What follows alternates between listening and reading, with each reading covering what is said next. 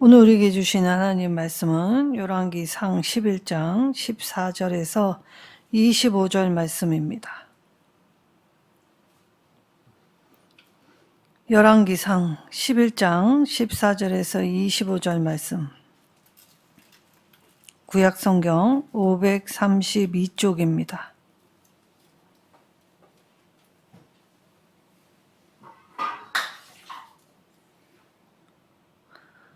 다 같이 한 절씩 교독하도록 하겠습니다. 여호와께서 에돔 사람 하닷을 일으켜 솔로몬의 대적이 되게 하시니 그는 왕의 자손으로서 에돔에 거하였더라.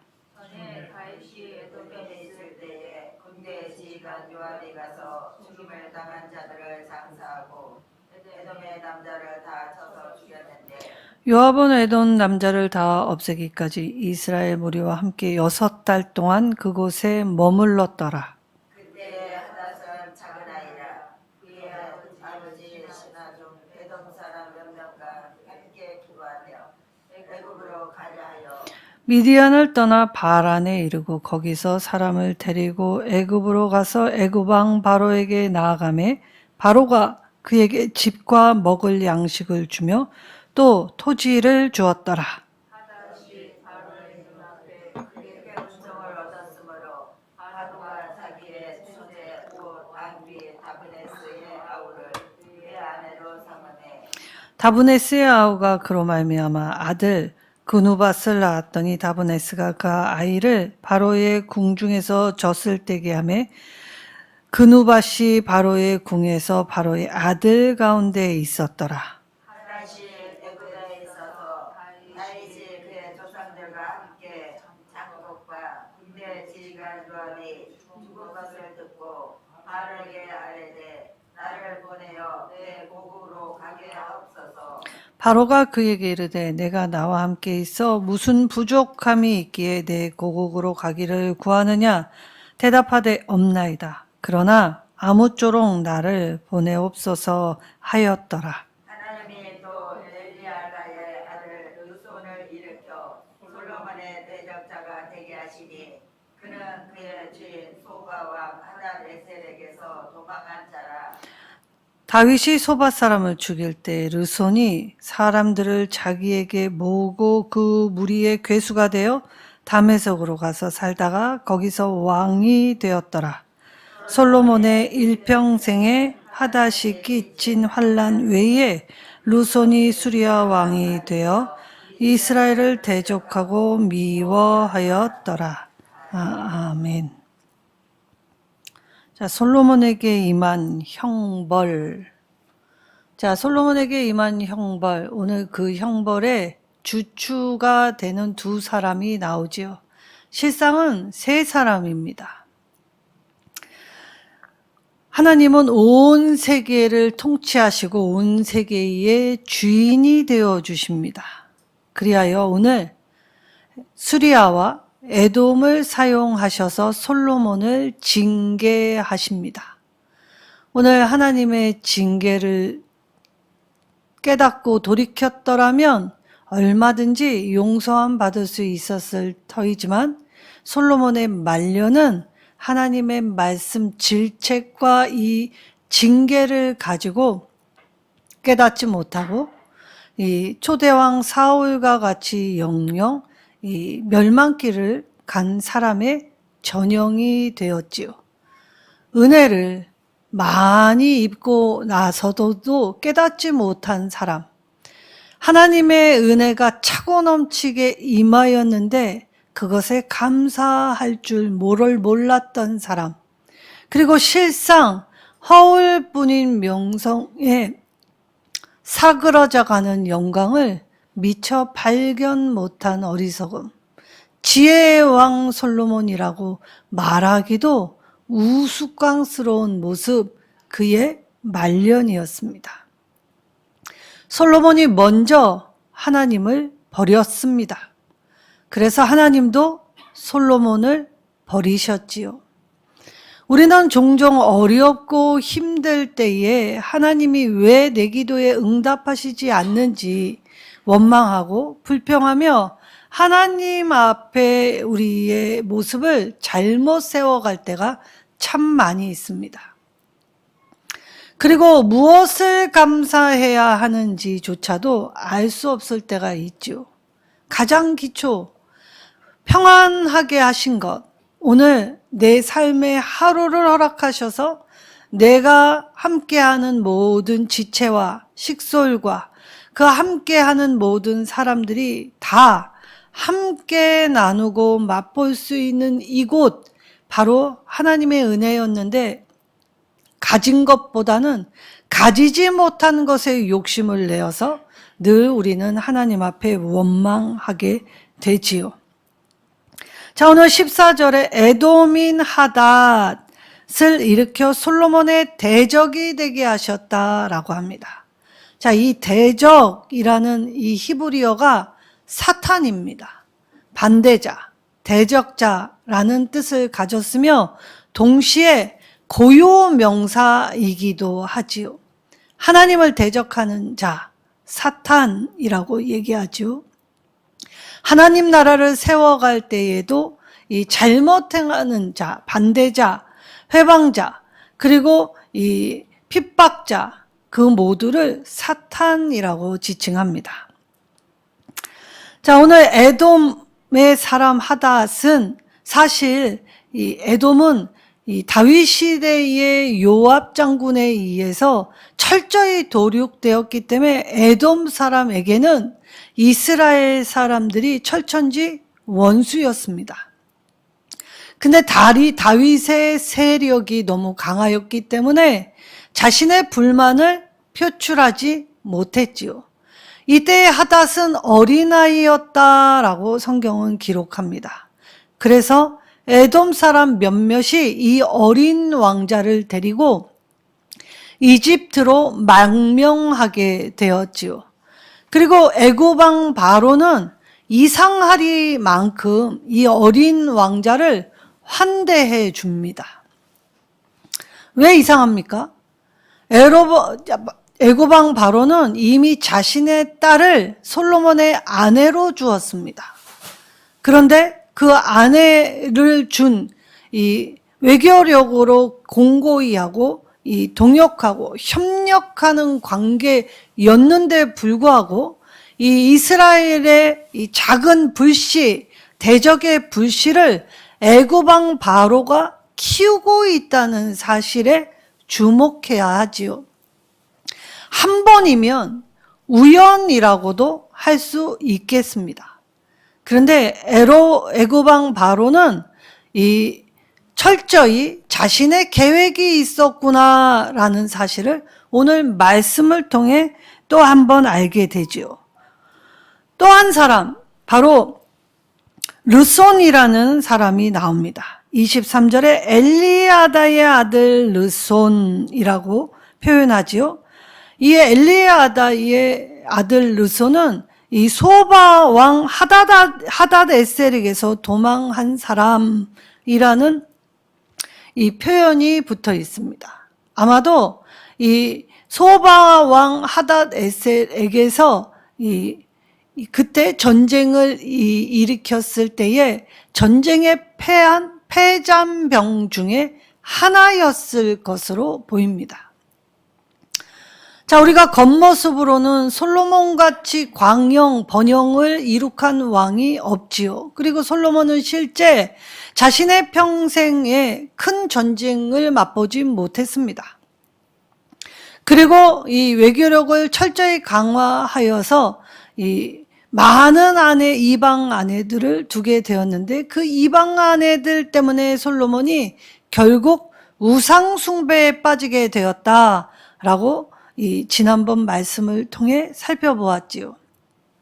자, 이제 솔로몬이 겉으로 화려하고 그럴싸한 모습이 실상 내부의 균열이 터지면서 이 자기가 구축했던 것들이 정말 허무하게 무너져 내리는 것을 미리 알지 못했습니다.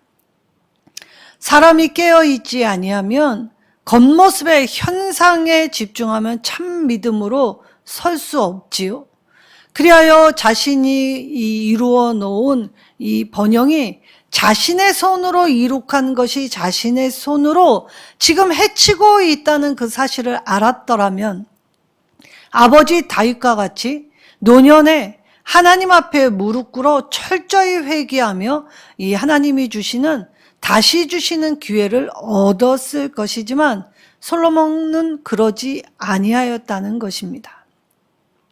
우리가 우리의 기도 제목에 이것저것의 해결하실 하나님, 응답하실 하나님을 바라보지만 실상 하나님은 더 많은 것, 더 큰 것을 우리에게 허락해 주십니다. 우리가 안전하다, 평안하다, 그리고 우리가 기본 당연한 것처럼 느끼고 있는 것, 이것이 하나님의 보호와 인도가 아니었다면 우리는 누릴 수 없는 존재입니다. 근데 이 당연한 것에 대해서 우리가 감사를 표하고 있습니까? 당연한 건 당연한 것으로 받고 있습니다. 부지불식간의 경황 중에 생각지 않은 때에 일을 맞이할 때야 비로소 그제야 그때 내가 그랬던 것이 참 좋았던 것이구나 라고 떠올리지요. 오늘 자신의 장인 애굽 왕 바로는 이제 이 솔로몬의 장차 대적이 될 이 큰 싹을 이 두 명을 자신의 휘하에 거뒀다라고 합니다. 자, 에돔 왕자 이 하닷은 사실 에돔은 이 사해 밑에 있기 때문에 에시온 게벨, 그래서 홍해 바닷길의 무역을 관장하였습니다. 그래서 바로는 이 에돔을 분기점으로 삼아 선대하는 척하면서 에돔에게서 취할 수 있는 부귀 영화의 이득을 위하여 이 지금 아무 힘도 없는 어린 왕자 하닷을 거두어 드리고 뿐만 아니라 선대하여 바로 궁에서 먹고 마실 수 있도록 해 주었지요. 이때에 이것만 하는 것이 아니라 자신의 처제를 이 에돔 왕자 하닷에게 주었습니다. 자, 세상 왕은 어찌나 권모술수에 능한지 조금의 이익이 되는 것이 있다면 주저하지 않습니다. 그리고 아주 교묘한 그물을 쳐두었지요. 지금 실세인 솔로몬, 그러나 애굽 왕 바로는 솔로몬 나라에 금이 가기 시작한다는 것을 일찌감치 감지하였기 때문에 에돔에게서 취할 수 있는 이득도 저버릴 수 없어서 지금 자신의 처제를 아내로 준 에돔 왕자, 그리고 두 번째 소바왕에게서 도망친 이 차세대 대권 주자인 르손을 환대하여 주지요. 이때 이 르손도 이 자신의 처형과 결혼을 시킵니다.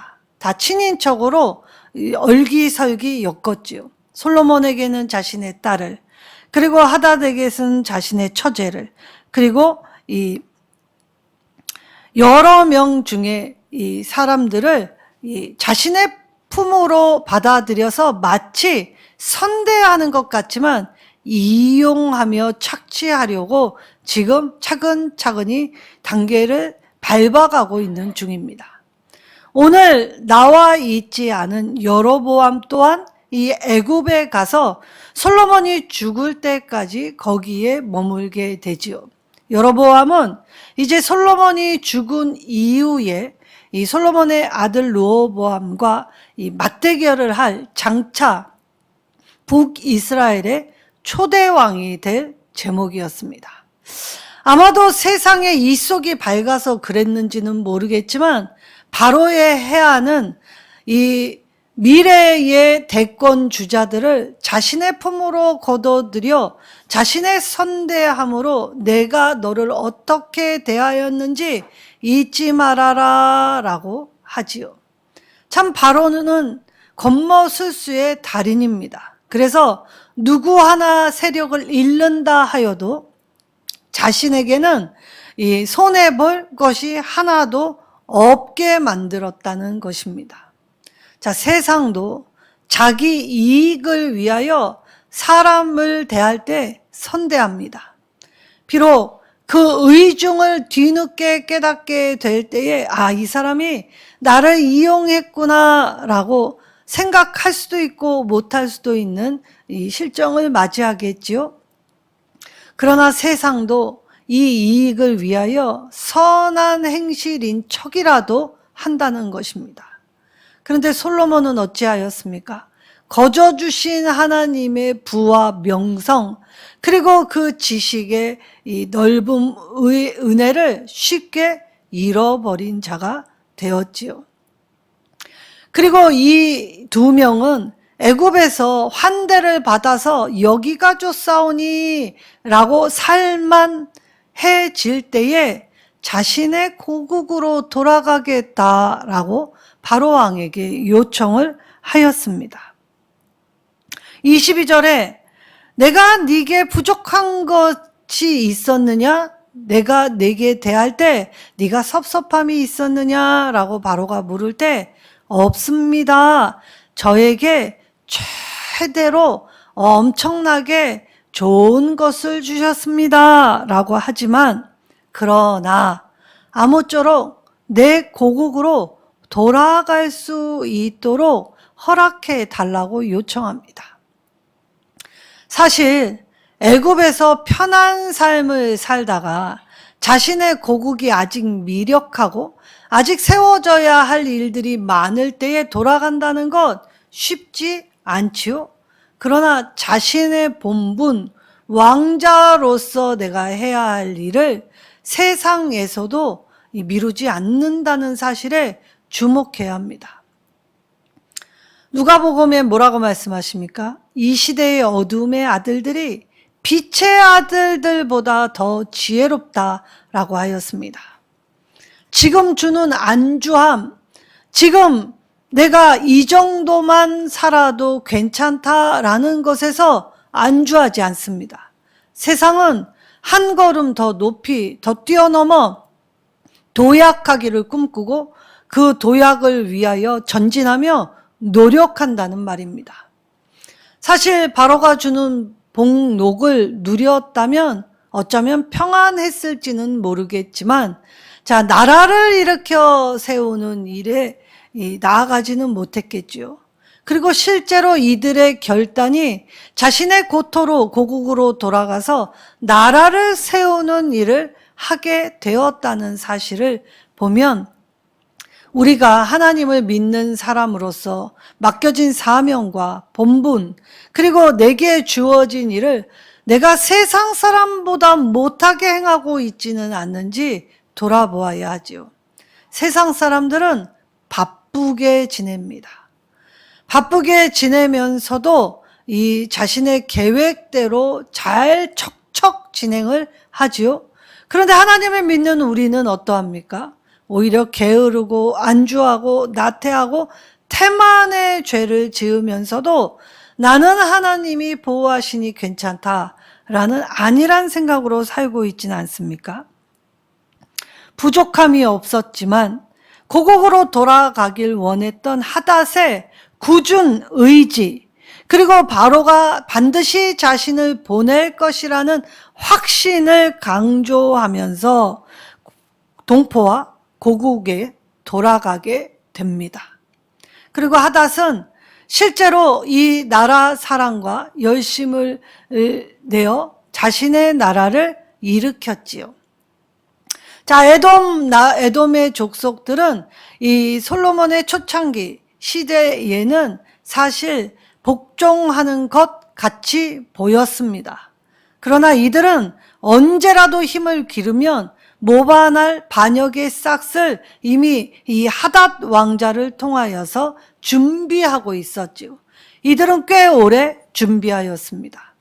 요압이 죽었다는 소리를 듣자마자 솔로몬의 이 말년에 이제 대적이 되었을 때에 솔로몬은 이제 무역으로 부귀를 축적하여 큰 방패, 작은 방패를 만들었던 것이 무력한 만큼 이 무역에서도 힘을 잃어가고 있지요. 그리고 정치적으로 이 여러 아내를 두어 철저한 동맹, 협력 관계라 자신했던 이 나라들도 서서히 자신에게서 등을 돌린다는 사실을 깨닫지 못했습니다. 사실 솔로몬은 영토를 넓히지 못했습니다. 자, 정복 전쟁을 일으킨 적이 없기 때문에 서쪽으로는 블레셋, 그리고 동쪽으로는 모압과 암몬, 그리고 위로는 아람. 오늘 왕으로는 누구의 왕이라고 합니까? 소바 왕이라고 하죠. 이 소바는 아람의 한 도시였습니다. 그러니까 아람에 있는 것, 북쪽으로는 아람, 남쪽으로는 애굽의 경계에서 경계만 지켰을 뿐인데 하나님의 보호하시는 손이 툭 하고 이 보호했던 손을 놓으시니까 이 그나마 유지했던 경계가 모호해지면서 사방의 대적들, 사탄들이 일어나기 시작했지요. 그리고 온 나라가 들끓기 시작합니다. 하나님이 지켜주셨을 때 누렸던 번성은 오간데 없지요. 이래서 외부에는 이제 외세의 침략으로 힘겨움이 더해지고 내부로는 솔로몬의 부욕과 노욕으로 인한 불만으로 여기저기 왕권을 향한 이 불평과 불만, 그리고 배반의 싹을 키워내는 중이지요. 그러니 솔로몬이 이룩했던 그 부국강병의 나라가 진짜였을까요? 우리가 지금 안전하다, 평안하다 누리고 있는 것들이 영원한 것들입니까? 우리가 안전하다, 평안하다 할 그때에 더욱 깨어 방비하는 자가 지혜자입니다. 그리하여 우리가 기뻐할 때는 더 겸비하여 스스로를 낮추고 슬퍼할 때는 이 일을 왜 맞이하였는지 곰곰이 생각해보며 점검하는 것, 그것이 하나님의 사람이 이 땅에서 사는 승리의 비결이고 지혜의 이 힘이지요. 오늘 그 힘과 비결을 깨닫지 못하면 우리의 인생은 날마다 이 세상 대적으로 인하여 살기가 녹록지 않게 될 것입니다. 자, 사실 르손은 이 소바왕 하닷 에셀에게서 도망친 엘리아다의 아들이었기 때문에 망명의 시간을 거쳤고 사실 힘이 들었습니다. 그런데 이 르손이 원래 다윗 왕 때뿐만이 아니라 솔로몬 초창기에는 이스라엘을 대적할 생각조차도 꿈꾸지 못했다가 이 르손이 이제 약탈자의 무리의 괴수가 되었다라고 이야기하지요. 24절에 이 다윗이 소바 사람을 죽일 때 패잔병들을 이 르손이 한 사람 한 사람 모으기 시작했습니다. 그리하여 이 오합지졸들을 용사로 만들기 위하여 자기에게 모아 이 격려를 하면서 이들의 괴수가 되었다라고 성경은 표현하지만 이때 이 히브리어 원어로 살펴보면 약탈 무리의 괴수라는 부정적인 이미지로 이 말씀을 하시지요. 그래서 솔로몬 왕국 때에는 자주 르손이 침공을 하게 됩니다. 사실 에돔 왕자 하닷보다 이 르손이 솔로몬에게는 더 골칫덩어리였습니다. 약탈자였기 때문에 여기서 번쩍 저기서 번쩍, 그리하여 이 백성들을 향하여 백성들의 삶을 약탈해가는 산적대 도둑대 같이 신철귀몰하게 나타났다 사라졌다를 반복하였기 때문에 잡을 수도 없지요. 사실 르손이 공격한 건 이스라엘이지만 이 이스라엘의 중심에 있는 솔로몬을 향한 미움이, 그 미움의 마음이 행동의 실천이 될 때에 죄 없는 백성들만 신음하게 되었다는 것입니다. 그리하여 솔로몬의 이 말년에 이 다윗이 이루어 놓은 영토 대부분을 잃게 됩니다. 이때 다윗이 이 회복하였던 다메섹도 아람에게 다시 빼앗기게 되었지요. 그리고 에돔으로부터 이 에시온 게벨, 이 홍해의 이 무역권도 다 뺏기고 말았습니다. 하나님이 솔로몬에게 먼저 돌아서신 것이 아니라는 것을 깨달아야 합니다. 솔로몬은 하나님의 이 말씀을 어겼기 때문에 자신의 통치에 금가기 시작한 영적 분별력을 잃어버렸습니다. 다윗은 이 영적 분별력이 있었기 때문에 자신의 잘못을 지적하는 선지자의 경고에 바로 하나님 앞으로 나아가 무릎 꿇었지요. 그러나 솔로몬은 하나님의 말씀조차도 귀 기울이지 않았습니다. 왜 그렇습니까? 이제 하나님이 없이도 부귀와 권세와 명예가 있었고 평안하고 안일했기 때문에 더 이상 하나님을 찾을 필요가 없었기 때문입니다. 이스라엘은 하나님이 약속해 주신 가나안 땅을 갈 때에 정복 전쟁을 통하여 가나안 주민들을 전부 진멸해야 했습니다. 이것이 헤렘이라는 전쟁이지요. 자, 헤렘, 거룩한 전쟁이라는 뜻입니다. 이때에 도륙하고 살육하라는 말이 아닙니다. 이스라엘이 여호와의 중심 사상 가지고 여호와의 말씀을 들고 가나안에 가서 여호와의 말씀이 뿌리 깊게 내리게 될 때까지 이스라엘이 그렇게 행해야 했는데 이스라엘은 그렇게 행하기보다 가나안에 믿는 신과 이 하나님을 믿는 신앙을 교묘하게 혼합하여서 이 더러운 우상 숭배의 죄를 지으면서도 하나님께는 내가 열심히 특심이었노라 라고 자랑하였고 내가 누구인 줄 아는가? 나는 하나님이 특별히 선택하신 선민이다 라는 자랑, 우월감으로 나아갔기 때문에 신앙에 바로 서지도 못하고 그리고 세상을 선도하지도 못하는 우스꽝스러운 모습으로 세상에 이제 이 공격을 받게 되는 오늘날 저와 여러분의 모습과 비슷하게 되었다는 것입니다. 하나님은 자기 백성이라도 우상 숭배하면 징계하십니다.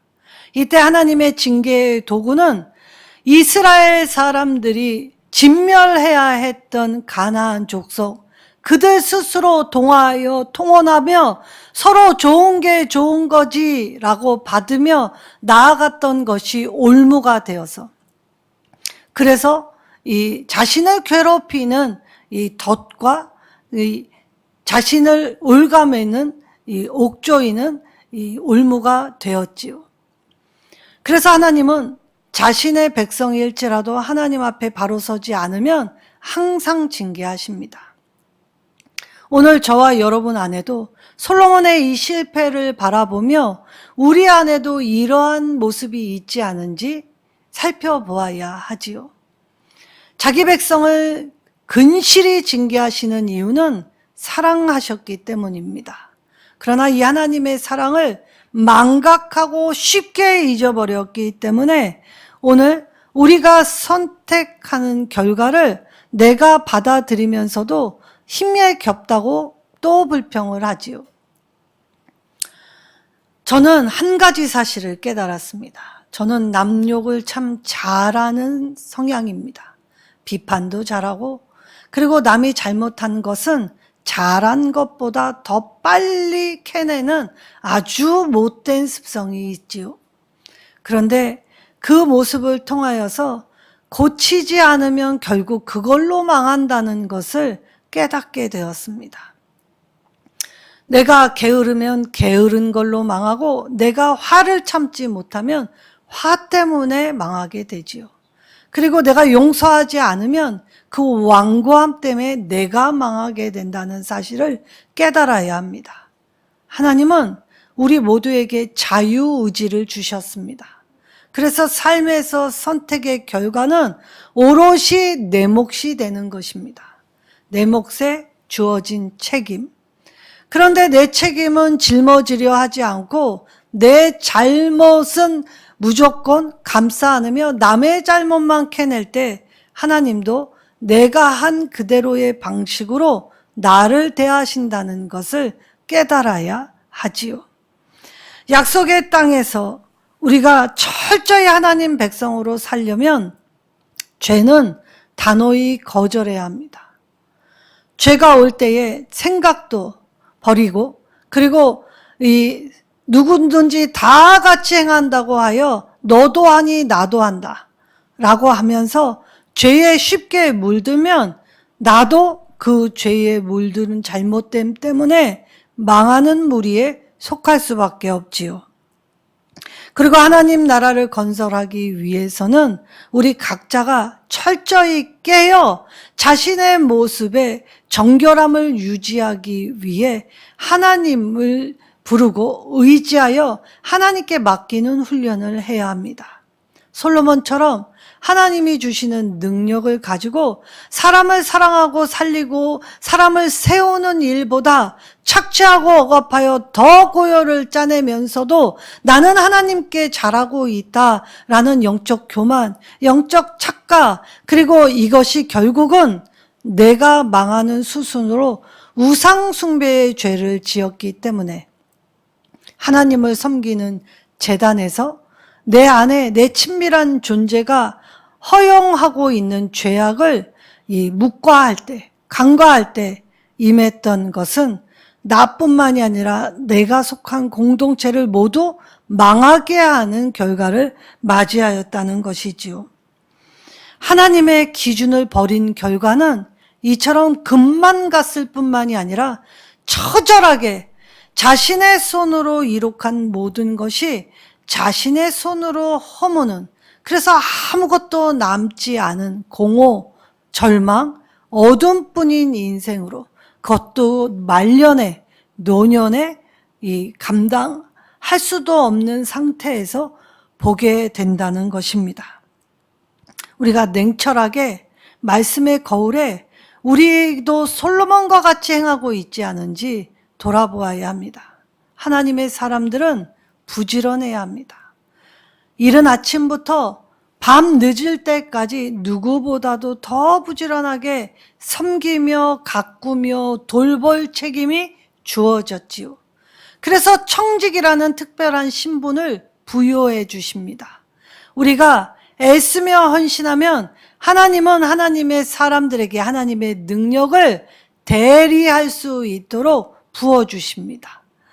오늘 하나님은 역설적으로 약한 자들을 통하여 강한 자를 부끄럽게 하시고 작은 자, 어린아이를 통하여 솔로몬을 부끄럽게 하셨지요. 그래서 언약은 끝까지 충성하며 가는 길입니다. 우리가 언약 백성이 되었다라는 이 사실을 깨달을 때에 언약 백성, 나 같은 자에게도 주신 하나님의 은혜가 귀하고 감사하다면 오늘 그 언약 백성에 맞는 신하됨의 태도, 자녀됨의 태도가 있지 않아야겠습니까? 하나님의 징계를 두려워할 줄 알아야 합니다. 하나님의 징계를 경홀히 여기면 안 되지요. 우리가 말씀의 깊이와 넓이를 제대로 알고 그 말씀을 따라 행할 때에 행하지 않으면 죽은 신앙입니다. 머리만 커지고 행하지 않는 믿음은 죽은 믿음, 지푸라기 믿음이라고 하셨지요. 오늘 우리가 솔로몬 앞에 솔로몬이 하나님의 말씀의 기준을 버리고 세상과 타협하고 동화해서 세상과 짝할 때에 세상은 철저히 이용하고 억압하여 결국 내 손으로 지은 모든 것을 허무하게 다 무너뜨리는 결과를 맛보게 될 때에 그때에 오는 낭만과 허무 앞에서 그럼에도 불구하고 하나님 앞에 부르짖어 하나님의 은혜를 감격하여 다시 돌아오게 될 때 이 징계, 하나님의 훈련을 통하여 회복시켜 주시려는 하나님의 사랑이었음을 깨달을 때 아직 기회 있는 저와 여러분, 혹여 이 기회가 오늘 밤을 넘기지 못한다라는 경각을 가지게 될 때 우리가 매일매일을 변하여 새 사람이 될 수 있도록 살아서 움직이며 그리고 변화한 모습과 태도, 말과 행실로 하나님과 사람 앞에서 정말 하나님이 내 죄를 사유해 주시는 그 은총에 감격과 눈물과 찬송과 기쁨이 차고 넘치게 되시기를 소망합니다. 하나님은 우리 모두의 삶을 다스리시는 분이십니다. 하나님은 살아계시지요. 살아서 역사하시는 분이십니다. 하나님이 때론 우리를 징계하실 때에는 이 징계를 이 아픔으로 받아들이는 것이 아니라 훈련으로 받아들여서 하나님의 말씀 앞에서 내가 잘못된 모든 것을 고쳐 주님 앞에 올곧게 올바르게 정직하게 성실하게 나아가게 될 때에 오늘 솔로몬에게 임한 형벌이 아닌 하나님이 주시는 구원이 임하게 되겠지요. 구원의 문이 활짝 열릴 이때에 부지런히 구원의 길을 걸어가실 때 좁고 협착한 우리이지만 서로가 서로에게 손 내밀어 공동체를 세우고 가정을 살리며 우리 각자를 돌아보아 하나님과 함께 동행하여 하나님 앞에 바르게 예배하고 말씀을 제대로 깨닫는 일선 누림의 성도들이 되시기를 예수님의 이름으로 축원합니다.